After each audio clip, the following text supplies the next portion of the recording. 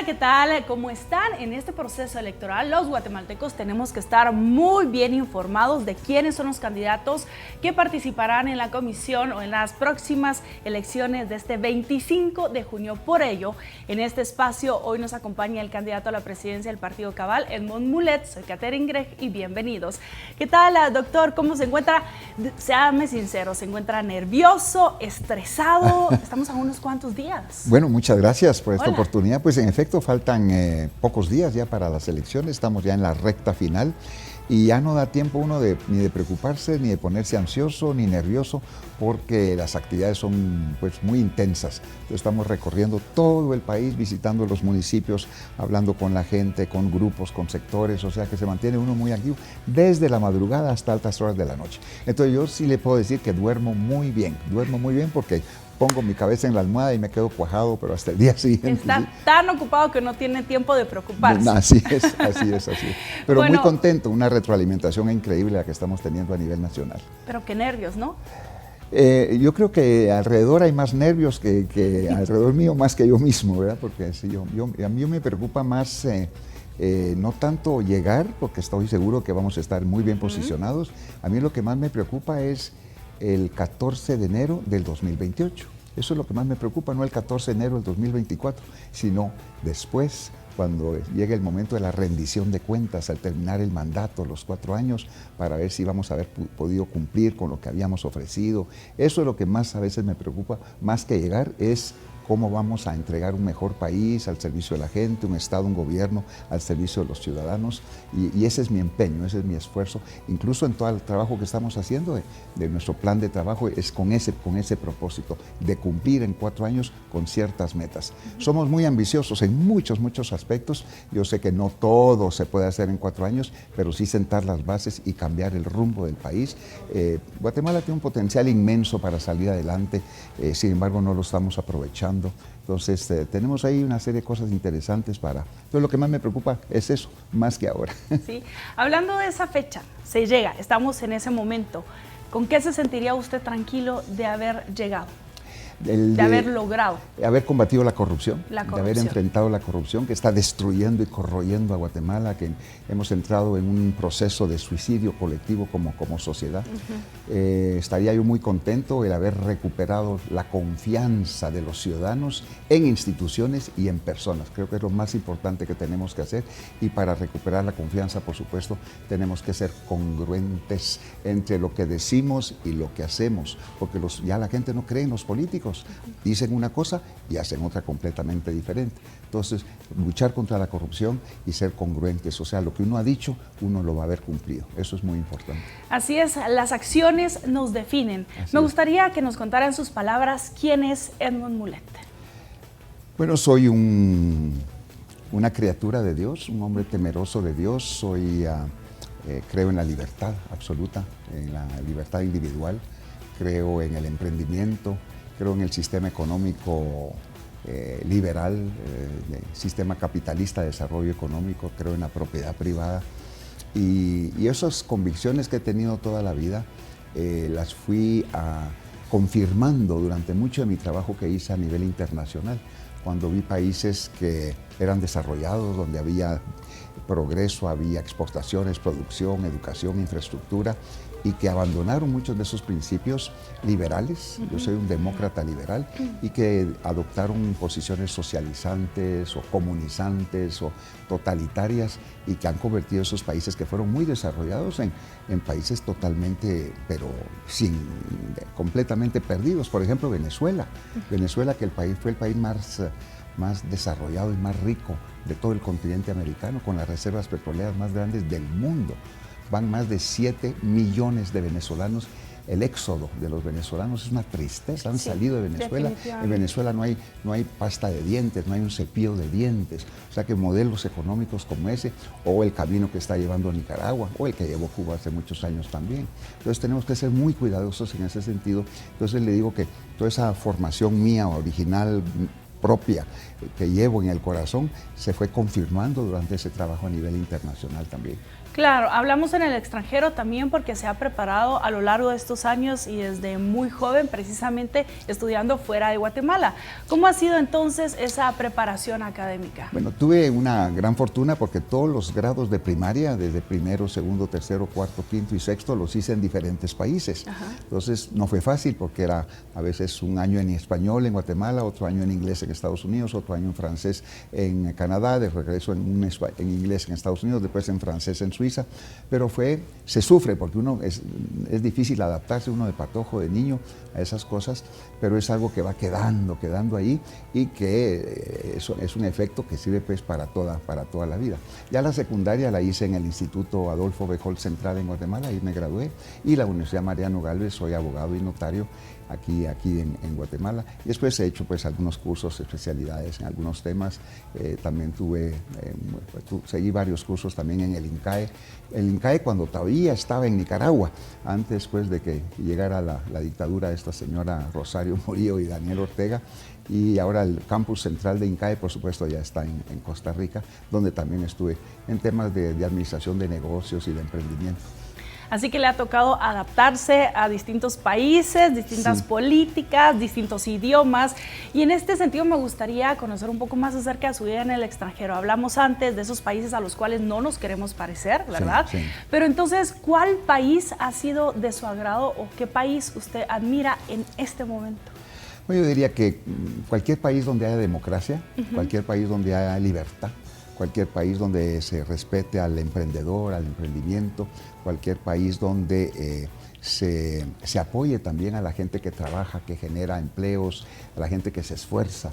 Y hay muchos países, digamos, Canadá, Estados Unidos, los países europeos occidentales, que después de la Segunda Guerra Mundial adoptaron pues el sistema democrático para salir adelante. Yo creo que cualquiera de esos países es un ejemplo. Hay países también como Corea, que en los años 50 el Producto Interno Bruto de Guatemala, del PIB de Guatemala, era superior al de Corea del Sur. Y ahora, ¿dónde está Corea? O sea que también han tenido un trabajo extraordinario, o Japón después de la guerra, o Singapur. Y ahora recientemente Vietnam, es impresionante Vietnam después de la guerra, cómo han adoptado el sistema capitalista de desarrollo, garantizan la propiedad privada, la inversión internacional. Yo estuve en Vietnam algunas veces en mi calidad de funcionario de Naciones Unidas y es impresionante la riqueza que se ha generado ahí. Yo ni en Londres he visto la misma cantidad de Rolls Royces y de Bentleys, esos carros lujosos, como hay en Vietnam.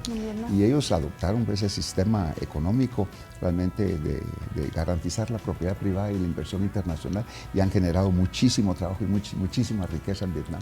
Entonces, países como Vietnam, que tenían un camino equivocado de comunismo, socialismo y de planes quinquenales de desarrollo estatal y todo, que eran un fracaso, abandonan eso y adoptan un sistema de desarrollo democrático, liberal, capitalista, y van saliendo bien. Y países como Venezuela, que lo tenían y lo perdieron y ahora se están hundiendo. Ahí están las diferencias muy claras del desarrollo y por lo menos de lo que yo quiero para Guatemala. Que pueden ser ejemplos aplicables en nuestro país. Candidato, vamos a hacer una pausa, pero a regresar no solo vamos a hablar de cómo arranca su carrera política, sino también, por supuesto, su incursión en las redes sociales, específicamente en TikTok. Así que enseguida regresamos.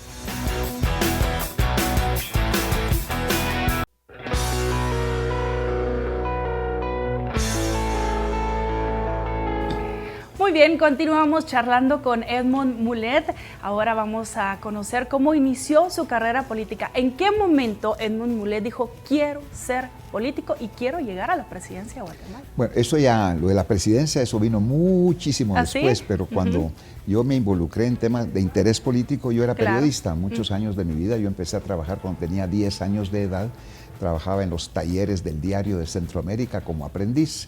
Y ahí pues fui ayudante corrector de pruebas, después corrector de pruebas, después fui reportero, fui redactor, fui jefe de redacción, fui columnista en muchos medios de comunicación en Guatemala durante muchos años. Entonces a veces cuando a mí me preguntan, bueno, ¿y usted, como usted me está preguntando ahorita, bueno, ¿y usted quién es? Lo primero que a mí me nace decir es, soy periodista, pues lo hice, y era de mi padre, mi abuelo, también una línea ahí de periodistas, pero en aquella época también estábamos viviendo la guerra, el conflicto en Guatemala. Muchos de mis compañeros del Adolfo Hall pasaron a la Escuela Politécnica, oficiales de carrera, yo tenía que ir a sus velorios y a sus entierros. Eran jóvenes, 20, 21 años, recién graduados de oficiales, los mandaban a la montaña, ahí cayeron en emboscadas, cayeron realmente en la guerra contra la guerrilla, contra la subversión.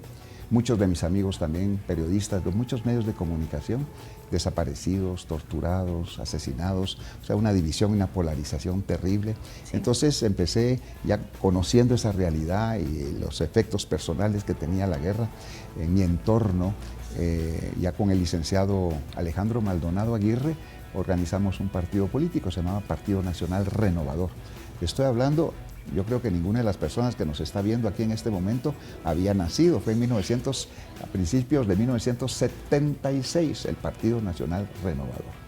Vino el terremoto del 76 y seguimos organizando, participando. Mi primera participación fue en 1982. Yo vivía en San José Pinula, fui electo diputado al Congreso de la República. Pero al día siguiente fue el golpe de Estado y anularon y cancelaron la elección.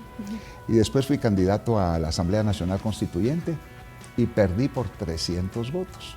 Y después ya había surgido de mi amigo, el periodista Jorge Carpio Nicol, él había organizado la Unión del Centro Nacional, UCN, la UCN, la buena pues, la original.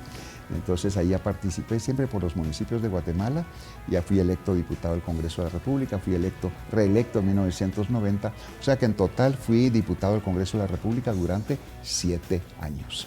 En el 1992 fui electo presidente del Congreso y en 1993, en enero, renuncié como diputado, o sea, estuve como diputado solo 7 años y ahí me fui como embajador de Guatemala a Estados Unidos, después estuve como embajador de Guatemala ante la Unión Europea y después ya tuve mi carrera en Naciones Unidas en temas de mantenimiento de la paz. Claro, como lo hizo en Haití. De los cascos azules y todo lo demás. Claro. Sí.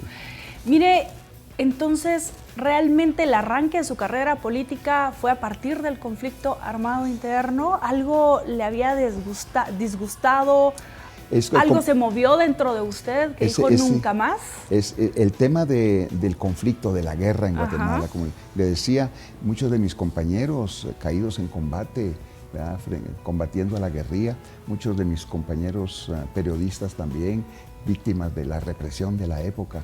O sea que Guatemala, si seguíamos en esa guerra, en ese conflicto, íbamos a perder el país. Entonces de ahí la motivación pues, de hacer algo a nivel político. Siendo periodista, ¿cómo muevo o qué hago? Bueno, sí, la política fue el camino era un el cual camino usted para eligió. hacer. Es que cuando uno tiene una función periodística, uno está al tanto de la realidad del país. Claro. Uno entrevista, uno está al tanto pues, de toda la situación. Entonces, tal vez uno conoce más de la realidad de un país que las personas que son informadas. Nosotros estamos realmente los que estamos informando, pues conocemos muchos de esos aspectos. Y esa fue la motivación principal en ese momento.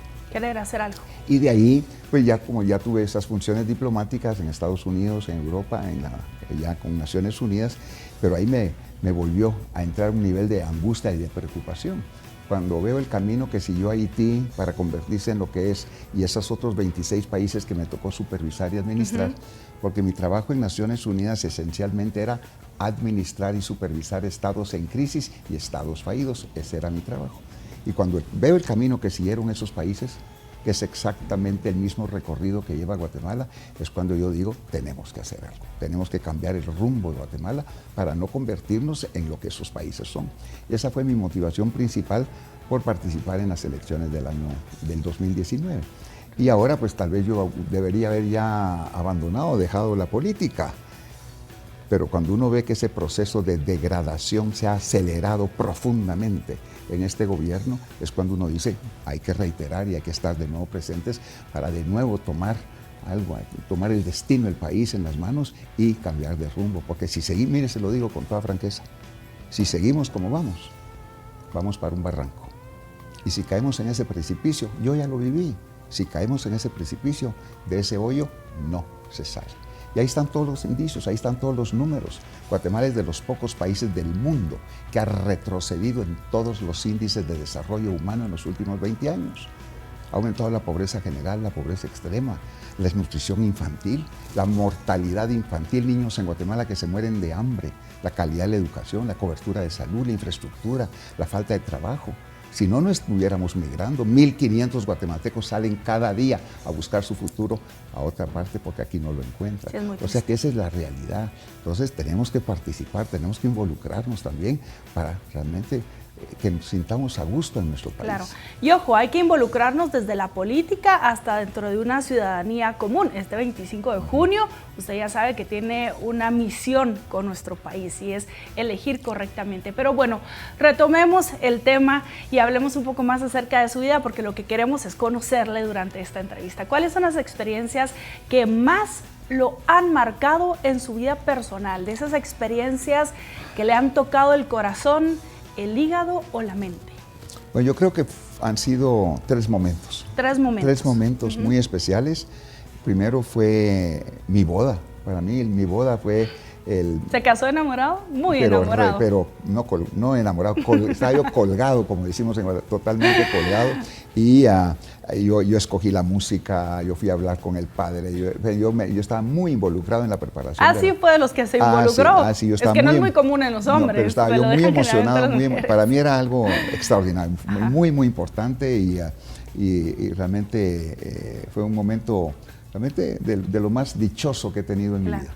Y después los nacimientos de nuestros dos hijos, de Daniel y de David. También eso es compartir con la esposa, con la compañera, el nacimiento de los hijos. Y para mi esposa y para mí que creemos en la vida, participar en ese proceso de dar vida fue de lo más maravilloso que me ha tocado pasar en la vida. Realmente extraordinario. Llevamos 2 de 3. ¿Cuál sería? No, o sea, es la boda y los dos. Y los dos. Uno y otro nacimiento. Muy bien, así pero que ha todo habido tiene que ver con su vida momentos personal, tristes también, muy duros, muy dramáticos. Por ejemplo, mi suegro y mi cuñado fueron asesinados por la guerrilla. Bueno, entonces eso fue un momento también muy duro para la familia, para mis hijos también, o sea que fue muy dramático y que marcó también mucho el destino de la vida como familia y como individuos también. Por supuesto que sí. Bueno, ¿y cómo separar esa vida personal? Lo vemos, un matrimonio, sus 2 hijos, con la vida política, que ahora ha estado bastante ocupado y no sé qué tanto tiempo ha tenido de poder estar en casa. Bueno, ya los hijos están grandes, ya son profesionales, están casados, tienen hijos también, tenemos nietos, o sea que ellos ya son totalmente independientes, no viven en Guatemala, uno vive en Canadá, el otro vive en Estados Unidos, y estamos mi esposa y yo, nada más, en casa. Por supuesto tengo hermanos, tenemos sobrinos, una familia más extendida, pero el núcleo familiar ahorita somos los 2 y estamos en comunicación con los hijos y con las nueras y con los nietos también todo el tiempo. Las grandes ventajas del mundo digital ahorita, los Zooms y todo, entonces ahí podemos ver cómo están creciendo. Cómo van creciendo los nietos. Y ahí los saludamos, ellos nos saludan a nosotros. Eso es y ahorita con la campaña ha sido para mí menos, entonces mi esposa es la que está en comunicación y me dice, hoy hablé y estuvimos hablando y todo, ella me comunica. Y ella siempre me ha apoyado muchísimo en todo. Tengo una gran ventaja, porque cuando yo le propuse matrimonio a mi esposa, ella me dijo que sí, que nos casáramos. Pero le dije, fíjate que yo tengo 2 grandes defectos. ¿Y cuáles son? Me dijo. Bueno, le dije, primero es que yo soy político y después es que no sé hacer dinero. Y entonces me dijo, no importa, casémonos. Y entonces a veces cuando pasamos aquellas grandes penas económicas y todo, ella, tranquila porque sabía, ¿verdad? Y cuando ando en política como ahora y todo, ella también me apoya y me respalda porque ella me había dicho que me aceptaba así con esos 2 defectos desde un principio. Y han sido 43 años de boda y matrimonio realmente extraordinarios. Pero ahora ya se solucionaron los problemas económicos a pesar de ser político. Bueno, también, o sea, hemos trabajado y hemos vivido en nuestro trabajo, pues, o sea que... 40 años. 43 años. 43 años. Sí. Vamos a seguir platicando. Vamos a hacer una pausa, pero enseguida regresamos con más de lo que usted tiene que conocer acerca de Edmond Mulet. Ya volvemos.